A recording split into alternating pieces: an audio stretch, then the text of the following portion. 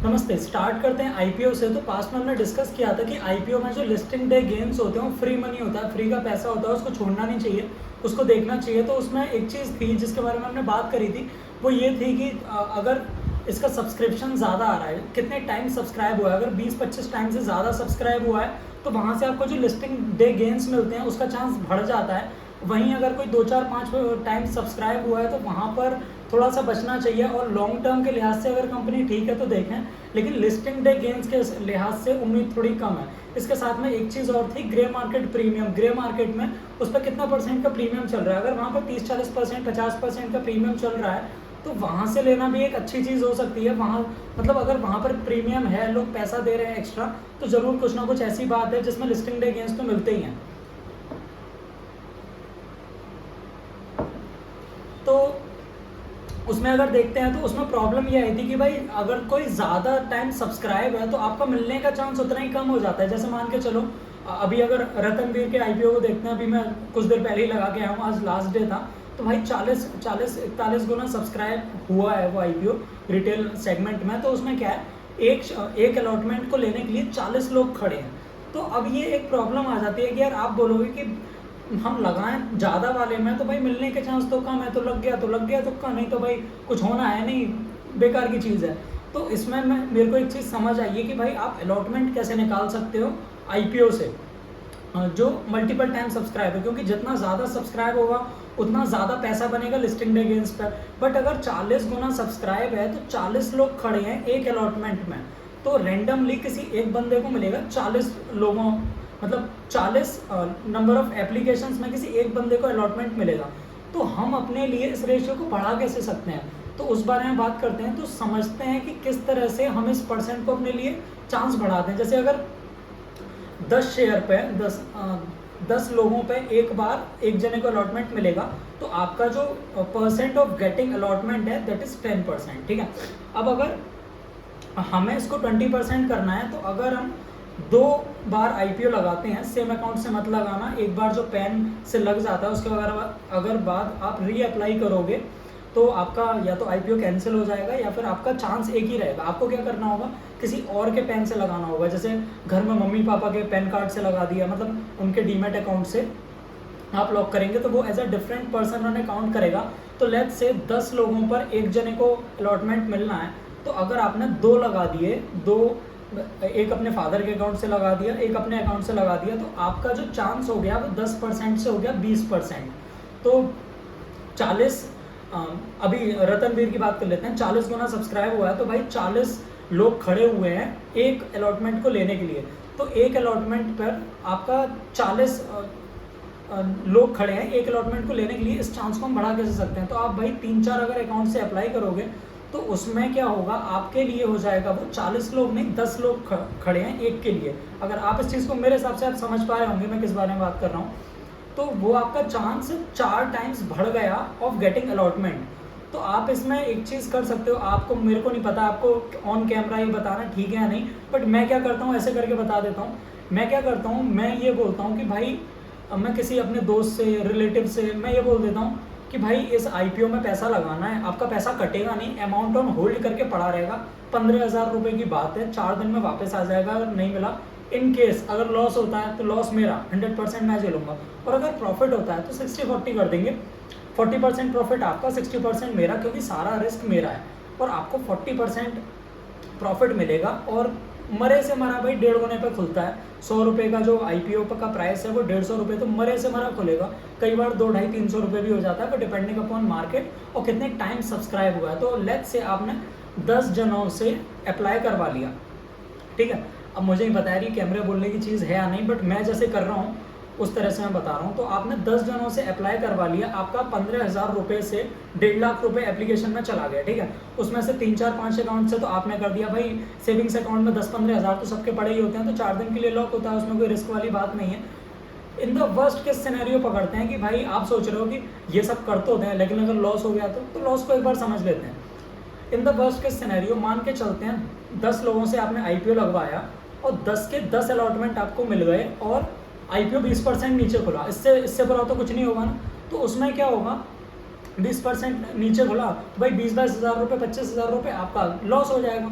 लेकिन अगर IPO double पे खुलता है और मरे से मरे आपके 2-4 निकल आते हैं, मतलब आपके 2 या 3 निकल आए, तो अगर 2-3 भी निकलते हैं आपके अलॉटमेंट, तो वहाँ से आप 15-15 हज़ार से 40-50 हज़ार रुपये एक बार में आ रहा है। और chance of getting a loss in a multiple time subscribed IPO is very less. अगर आप हिस्ट्री उठा के देखोगे, जैसे आप पेटीएम मनी पे जाओ, वहाँ आप आईपीओ सेक्शन पे जाओगे, वहाँ होता है लिस्टेड वाले अलग होते हैं, अपकमिंग वाले अलग होते हैं। तो आप लिस्टेड वाले पे अगर जाओगे, वहाँ पे अगर आप देखोगे तो वहाँ पे आप एक कॉमन चीज़ नोटिस करोगे कि जो आईपीओ ज़्यादा टाइम सब्सक्राइब थे उन पर लिस्टिंग डे गेंस ज़्यादा बने हैं, लगभग डबल बना है, 2.5 गुना बना है, या फिर 50, 60, 70, 80% से नीचे किसी का नहीं बना है, जो 20, 22, 25 गुने से ज़्यादा सब्सक्राइब थे।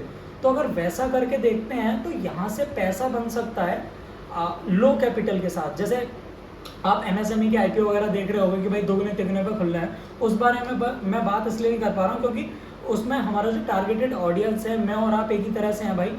हमें वहाँ पर अगर पैसा लगाना है तो वहाँ पर लॉट साइज होता है 1200 शेयर, 1600 शेयर, 3000 शेयर, और 1.5-2 लाख रुपए से कम में इन्वेस्ट करने का ऑप्शन नहीं है, पहली प्रॉब्लम। सेकेंड प्रॉब्लम, वहाँ पर जब आईपीओ ओपन होता है तो वहाँ पर वॉल्यूम कम होता है, तो इन केस अगर वॉल्यूम नहीं हुआ, लार्जर नंबर ऑफ बायर्स अगर उस टाइम पे मौजूद नहीं हुए, तो आप उस शेयर को बेच नहीं पाओगे। वहाँ पर लोअर सर्किट लग के या फिर कुछ भी लग के आपका शेयर बिकने में दिक्कत आ सकती है, क्योंकि वॉल्यूम कम है, एमएसएमई है। अंडर एमएसएमई भाई बहुत संभल के चलने वाली चीज़ है, तो इस वजह से एमएसएमई को तो मैं सजेस्ट नहीं करूँगा। बट अभी आप जैसे बुल रन देख रहे हो, तो वापस से बुल रन आ ही रहा है, तो कुछ ना कुछ आईपीओ आते रहते हैं। अभी भाई रतनवीर के बाद, रतनवीर तो आज बंद हो गया, उसके बाद भाई एक जुपिटर हेल्थ लाइफ ऐसे करके कुछ हॉस्पिटल का आईपीओ है, इसके अलावा केपीएल का आईपीओ है, केपीएल है पता नहीं कौन सा है, आप उसको देखिए। जैसे और इसमें एक बहुत इंपॉर्टेंट चीज़ और कि आप लास्ट वाले दिन अप्लाई करो, 4 या 4:30 या 5 बजे बंद होता है, तो आप भाई 2-3 बजे अप्लाई करो। तो उसमें क्या होगा, पास्ट के जितने दिनों का सब्सक्रिप्शन है, पहले दिन अगर आप भागोगे तो आपको पता नहीं लगेगा कितने टाइम सब्सक्राइब हुआ है। लास्ट डे पे क्या होता है, अगर 25 गुना 30 गुना सब्सक्राइब हुआ है, तो 30 गुने के बाद तो आप लगभग श्योर ही मानो कि अगर आपका अलॉटमेंट मिलता है तो यहाँ से पैसा बन सकता है। तो अगर आप 5, 7, 8, 10 शेयर्स मतलब अकाउंट्स से अगर अप्लाई करते हो, तो मैं नहीं मानता कि भाई आपकी किस्मत इतनी बुरी है कि आपने 2-3 बार अप्लाई किया, 10-10 अकाउंट से, 5-5 अकाउंट से, 4-4 अकाउंट से, और एक भी बार आईपीओ ना मिले। मेरे साथ तो ऐसा अभी तक हुआ नहीं है। एक अकाउंट से अप्लाई करते हैं तो भाई नॉट अलॉटेड लिख के आ जाता है, लेकिन अगर आप 10 अकाउंट से अप्लाई करें, 5 अकाउंट से अप्लाई करें, भाई दोस्तों पे ट्रस्ट नहीं करना, झमेला नहीं पालना, वो अलग चीज़ है। अपनी फैमिली को तो इंक्लूड आप कर सकते हो कि भाई 15,000 की बात है और 4 दिन के लिए लॉक हो रहा है, 5वें दिन आपका अकाउंट, मतलब हर एक में थोड़ा थोड़ा अलग होता है। हफ्ते भर के अंदर का ही आपका पैसा रिलीज हो जाता है। नॉट अलॉटेड में रिफंड इनिशिएशन करके टाइम होता है, आप उसको देख सकते हैं। आप ज़ीरोधा पे कर रहे हैं तो आप ऑर्डर सेक्शन में जाएंगे, वहाँ आईपीओ आ जाएगा, तो वहाँ से आप देख सकते हैं कि क्या अलॉटेड टाइम है, क्या लिस्टिंग टाइम है। और इसमें इंपॉर्टेंट चीज़ ये है कि भाई लिस्टिंग डे गेंस जिस टाइम बन जाएँ, उसके बाद सीधा बेच के भाग जाओ, उसको बाहर आ जाओ, क्योंकि आप फंडामेंटल देख के नहीं गए हो। अगर आप फंडामेंटल देख के गए हो, आपको कंपनी का विश्वास है, तो अलग चीज़ है, तो वैसा करके देखना चाहिए। तो कुछ ना कुछ क्वेश्चंस ले लेते हैं भाई। क्वेश्चंस भेजे हैं, जल कल्पेश जी बोल रहे हैं, thank you very much for taking my question, my pleasure. I watch the video by rewinding it 3 times, thank you so much ji. when my question came up on YouTube for the first time, I felt good to hear it. I am 25-year-old unmarried person, nice, and have recently become interested in stock market। भाई ये सही जगह है, यहाँ पे पैसा बन सकता है। मुझे भी इनिशियली लगा था क्या है कैसा है, लेकिन भाई पैसा बनता है। So I want to speed up my trip a little bit more and have a little more adventure। Speed up करने का भाई एक ही तरीका है, आप ज़्यादा से ज़्यादा नॉलेज लो। आप जितना गलती आप कम करोगे और जितना ज़्यादा आपका फंडामेंटल का ग्रिप आएगा, जितना फंडामेंटल का ज़्यादा ग्रिप, उतना ज़्यादा आप छोटी से छोटी कंपनी को पकड़ पाओगे, और जितनी आपकी गलतियाँ कम होंगी उतना तेज़ी से आपका पैसा ग्रो होगा। I don't have much knowledge about share market. आप वीडियो देखो डेली, आप कुछ ना कुछ इन्वेस्टर्स, जो बड़े इन्वेस्टर्स हैं उनके इंटरव्यू सुनो, कंपनी की वेबसाइट पर जाके पढ़ो, आपको समझ में आ जाएगा। ऐसी कोई बात नहीं है, हम भी स्टार्टिंग में ऐसे ही आए थे भाई। But if we have the cooperation of gurus like you, भाई गुरु मत बोलो यार, गुरु बहुत स्कैम कर रहे हैं आजकल, मुझे छोड़ दो। वी विल लर्न समथिंग, बिल्कुल सीखेंगे भाई। आप वीडियो देखो पर डे, आपको कुछ ना कुछ मैं नई नई चीज़ बताऊंगा अपने एक्सपीरियंस से। और जो मैं इन्वेस्टर्स के इंटरव्यूज़ देता हूँ 10-10 15-15 साल पुराने, वहाँ से जो भी मेरे को समझ आता है मैं अप्लाई करके, मुझे नुकसान होगा तो बताऊंगा, मुझे फ़ायदा होगा तो भी मैं आपको बताऊंगा। Basant sir never took my question, maybe the crowd has increase so much that there is no place for newbies like me. आप ऐसे मतलब दुखी हो के ना सोचें। अब बसंत सर के पास बहुत सारा क्राउड है और मुझे लगता है कि वो बाय नेचर बहुत अच्छे इंसान हैं। मैं उनसे डेली सीखता हूँ। मैं आस्क बसंत कभी मिस नहीं करता हूँ, आप भी मिस ना करें। बहुत अच्छा एपिसोड है, मतलब इतने सालों का नॉलेज वो अपना शेयर कर रहे हैं तो बहुत बड़ी चीज़ है। आप इसको ऐसे ना देखें कि उन्होंने मेरा क्वेश्चन नहीं लिया, आप इसको इस तरह से देखें कि अगर उन्होंने दूसरे किसी बंदे का क्वेश्चन लिया तो उस क्वेश्चन से मैं क्या सीख सकता हूँ। अगर आप अपने क्वेश्चन का इंतजार करेंगे तो मेरे हिसाब से इतना ईजी नहीं है, क्योंकि उनके पास बहुत सारे क्वेश्चन होते हैं। Would love to share your thoughts on Kalyan Jewellers. Okay and चलो आगे के बाद में पढ़ते हैं। कल्याण ज्वेलर्स, भाई कल्याण ज्वेलर्स में प्रॉब्लम दिखती है 10% का ROE है और 50 का PE है। 50 का जो है 59 का था, मुझे याद नहीं है परफेक्टली, बट 50-60 का PE और 10% का ग्रोथ, तो भाई घटियापने की हद होती है चूजिंग की। मतलब मैं इस कंपनी के बारे में बोल रहा हूँ कि वैल्यूएशन जो बना ली है, ये वैल्यूएशन बिल्कुल सस्टेनेबल नहीं है। आप इसमें दिमाग ना लगाएं। आप अगर इसको तनिष्क से कंपेयर कर रहे हैं तो बसंत सर की बात मैं वापस से बोलूँगा कि उसका मॉडल बहुत डिफरेंट है। वो जो सोना अपना रखता है अपने दुकान में, वो सोना उसका खरीदा हुआ नहीं होता है, वो या तो लीज पर लिया हुआ होता है और या फिर वो कहीं से डेट वेट रेज करके, मतलब उसका पैसा नहीं फंसा होता है उसको परचेज करने में, वो कहीं ना कहीं से उसको बिकने के बाद पेमेंट करता है। तो इस वजह से उनका साइकिल बहुत डिफरेंट है। तो आप कल्याण में तनिष्क ना ढूंढें। एंड DCB बैंक यार, आप मेरे हिसाब से आप जिस तरह से कंपनीज पिक कर रहे हो ना, आप सस्ती कंपनी ढूंढ रहे हो और आप ऐसा देख रहे हो कि कंपनी में बहुत सस्ती ले लूँ और बड़ी हो जाए। लेकिन आप इसमें एक चीज़ का ध्यान रखें, आपका कंपनी को सस्ता लेना जब भी काम करेगा जब आप कंपनी हाई ग्रोथ लोगे। अगर आप सस्ती कंपनी ले लो जिसके अंदर ग्रोथ नहीं है, तो भाई पूरे मेटल सेक्टर में, एविएशन सेक्टर में और हो क्या रहा है, यही तो हो रहा है। सस्ती से सस्ती है, 2-4-5 के PE पे पड़ी हुई है, ग्रोथ कुछ है नहीं, वो पड़े ही रहते हैं। सस्ती कंपनी बड़ी नहीं बनती है। हाई ग्रोथ कंपनी अगर सस्ती है तो मल्टीबैगर बनती है, और अगर महंगी है तो कंसिस्टेंट कंपाउंडर बनती है। तो ऐसा करके देखें आप। And which sector would be suitable for me. आपके लिए मेरे हिसाब से NBFCs में आप देखें और बड़े स्टॉक देखें। अभी आप छोटे स्टॉक में दिमाग ना लगाएं, आप थोड़ा सा ग्रिप लें छोटे स्टॉक के लिए। मतलब अपने पोर्टफोलियो का 10-20% आप छोटे स्टॉक्स में ट्राई मारें फंडामेंटल एनालिसिस करने के बाद। बट मोटा मोटी आप बड़े स्टॉक्स में रहें, बजाज फाइनेंस हो गया, ICICI बैंक हो गया, कोटक बैंक हो गया, इस टाइप के स्टॉक्स में रहें। क्योंकि भाई एक चीज़ आप देखो, आप 10 रुपये लेके आए, आपका 10 का 8 रुपये नहीं होना चाहिए, 20 हो या नहीं हो, 12-13 हो, अच्छा है। मतलब आप 10 का 8 रुपये नहीं होना चाहिए। क्योंकि वापस से मैं वही चीज़ को रिपीट करता हूँ, loss of capital is temporary लेकिन loss of confidence is permanent. आप एक बार पैसा खो दोगे ना, आपका दिमाग खराब हो जाएगा कि यार यहाँ कुछ भी होता है, समझ नहीं आता, मैनिपुलेशन है, सट्टा बाजार है, वो सब चलता है फिर। तो आप वैसा करके देखें। If possible please give me some advice. Advice यही है भाई, फंडामेंटल एनालिसिस सीखो। और जब तक आपको फंडामेंटल का ग्रिप नहीं आ जाता है, जब तक आप छोटे शेयर्स में दिमाग ना लगाओ, पैसा ख़त्म हो जाएगा अल्टीमेटली आपके पास, और यहाँ से कुछ होना नहीं है। और ट्रेडिंग के कोर्स वोर्स के चक्कर में कभी पढ़ना नहीं। ट्रेडिंग से पैसा बनाना इतना आसान नहीं है। वो बिल्कुल ऐसा सिर पे क्या बोलते हैं, कफन बांध के चलने वाली बात है। उसमें 100 में से 90-95 लोग ख़त्म हो जाते हैं वो काम करने में, और मेंटल प्रेशर बहुत रहता है। इतना प्रेशर लेना मेरे हिसाब से वर्थ इट होता नहीं है। If possible please give me some advice. Okay, ये सुन लिया। And thank you very much once again for taking my question. Welcome जी। Sorry question is bit long. अरे भाई भेजो यार, कोई दिक्कत नहीं है, पढ़ेंगे, आपको पूरा क्वेश्चन पढ़ेंगे। प्रतीक जी बोल रहे हैं, sir what is your view on QSR sector, please suggest one stock for educational purpose only. QSR मतलब क्विक सर्विस रेस्टोरेंट की बात कर रहे हैं। QSR सेक्टर में मेरे को लगता है अगर कंसिस्टेंट कंपाउंडर की बात करें, देवयानी इंटरनेशनल बहुत सही शेयर है, उसके अंडर पिज़्ज़ा हट वगैरह आता है, 1-2 और आते हैं QSR के ही आते हैं, KFC वगैरह शायद आता है, या फिर एक और कंपनी है उसके, जुबिलेंट हो गया और ये देवयानी हो गया, ये 2 ही हैं QSR में। कंसिस्टेंट कंपाउंडर है, आपको अच्छा ग्रोथ देते रहेंगे। और जोमेटो से रिस्क लगता है, बट यार एक जो वो वाली बात है ना यार, जिसको डोमिनोज का पिज़्ज़ा खाना है उसको डोमिनोज का ही खाना है, तो वो वाली चीज़ है। तो मेरे को ऐसा लगता है मल्टीबैगर रिटर्न भले ही ना बने, लेकिन सेफ सिक्योर कंसिस्टेंट कंपाउंडर की बात करें ना, तो देवयानी इंटरनेशनल और जुबिलेंट फूड वर्क्स अभी भी मेरे को बढ़िया लगते हैं। कुछ टाइम के लिए कंसोलिडेट कर सकते हैं, कोई वैल्यूएशन वगैरह किसका थोड़ा एक्सपेंसिव मिलेगा, but ultimately fundamental strong stocks हैं, अगर आप लंबे टाइम के लिए इन्वेस्ट करेंगे तो आपका पैसा कहीं ना कहीं बच जाएगा।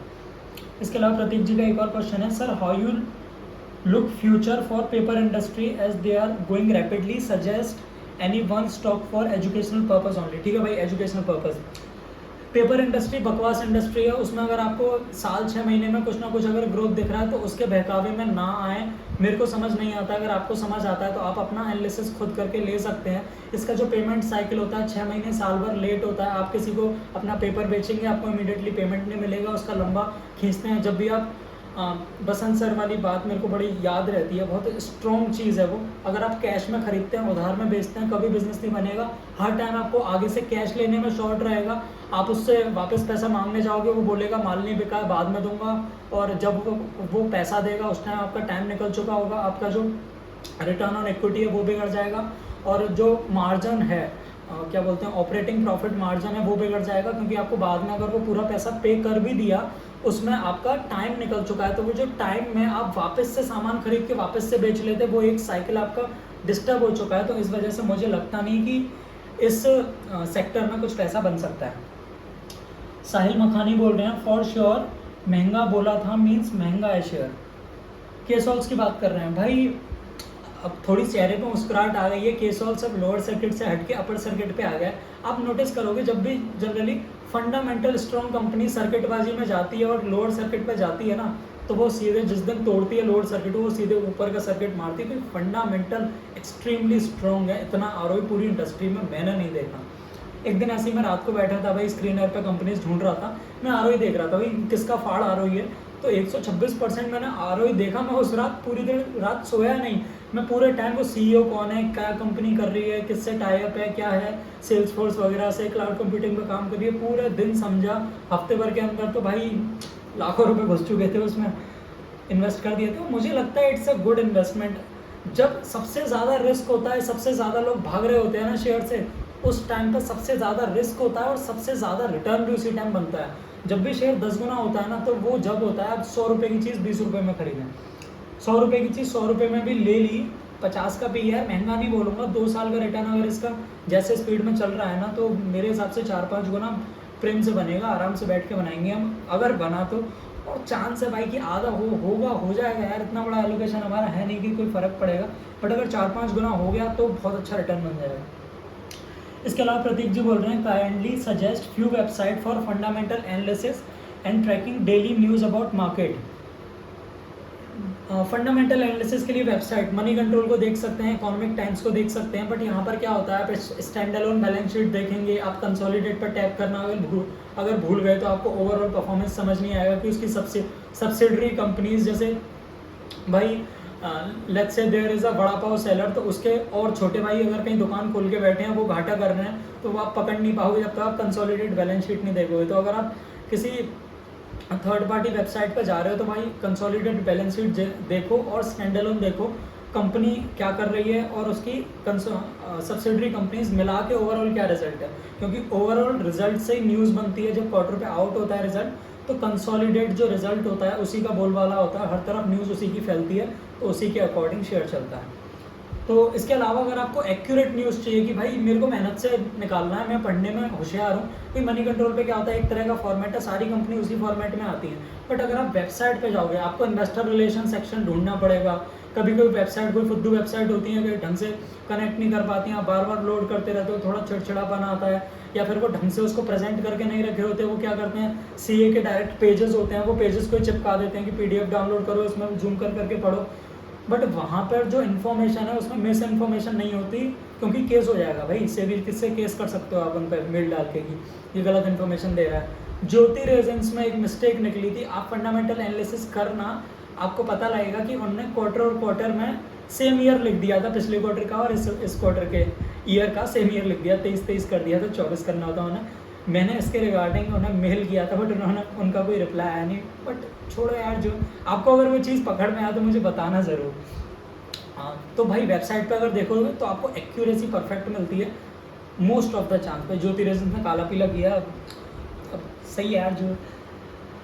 And tracking daily news about market, भाई डेली न्यूज़ के लिए आप न्यूज़ चैनल्स देखो। और मैं सोच रहा हूँ यार कि अगर ऐसा कर हम संडे टू संडे पूरे हफ्ते मार्केट में क्या उछल कूद हुई, या फिर क्या मतलब कुछ ऐसा ट्रेडिंग में पैसा बन सकता है कि जैसे स्विंग करके कोई शेयर कंटिन्यूस अप ट्रेंड दिखा रहा है तो उसमें हम कैसे एंटर हो सकते हैं, और मतलब स्विंग ट्रेड में किस तरह से पैसा बनाएं, और उस तरह का अगर कुछ कंटेंट निकालें, 2-3-5 मिनट का हम वीडियो निकालें संडे टू संडे या फिर एवरी डे, तो आप मतलब उसमें थोड़ा बताओ कि आप इंटरेस्टेड होगे क्या सुनने में, कि हम कुछ स्टॉक्स की बात करें जो रडार पे हैं, जो समझ में आ रहा है कि कुछ ना कुछ इसमें बन सकता है। तो आप अगर इंटरेस्टेड होंगे तो करेंगे। और भाई नंबर्स यार कम हो रहे हैं, 50 के आसपास व्यूज़ रह गए, 150-250 व्यूज़ के आसपास आ रहे थे। आप लोग शेयर नहीं कर रहे हो यार, इधर उधर थोड़ा शेयर करो, लाइक शेयर सब्सक्राइब करो। आप अगर शेयर करोगे तो नंबर थोड़ा बढ़ेगा और मेरा इंटरेस्ट भी बना रहेगा। ज़रा कल्पेश जी आप शेयर ज़रूर करें, आप अगर देखना चाह रहे हैं मेरे अपकमिंग वीडियोज़ को तो प्लीज़ शेयर करें। तो आज के वीडियो में इतना ही। Thank you so much for watching.